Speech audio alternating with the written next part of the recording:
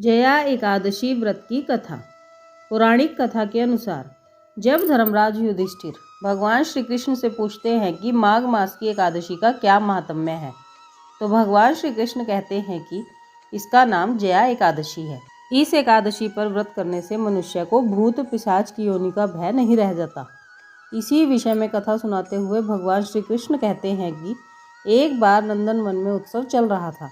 इस उत्सव में सभी देवतागण, सिद्ध, संत और दिव्य पुरुष उपस्थित थे।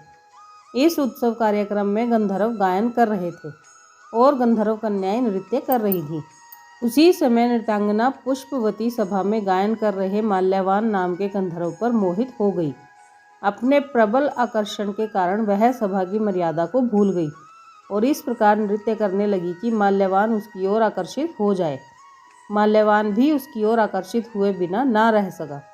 परिणामवश वह अपनी सुध-बुध खो बैठा और सुर ताल भूल गया, जिसके कारण वह गायन की मर्यादा से भटक गया। इन दोनों की इस अपकर्म से देवराज इंद्र को क्रोध आ गया। उन्होंने दोनों को श्राप दिया कि वे स्वर्ग से वंचित हो जाएं और पृथ्वी पर अति नीच पिशाच योनि को प्राप्त हो जाएं।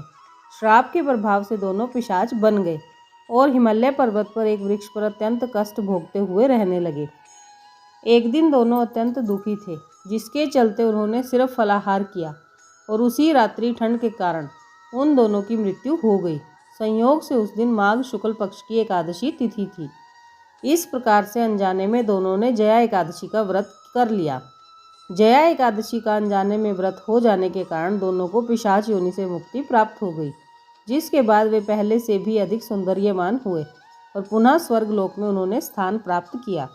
देवराज इंद्र दोनों को देखकर आश्चर्यचकित हो गए। तब उन्होंने पूछा कि वे श्राप मुक्त कैसे हुए, जिस पर गंधर्व ने बताया कि यह भगवान विष्णु की जया एकादशी का प्रभाव है। ये थी जया एकादशी व्रत की कथा। आज की वीडियो में बस इतना ही। फिर मिलेंगे अगली वीडियो में। राधे राधे।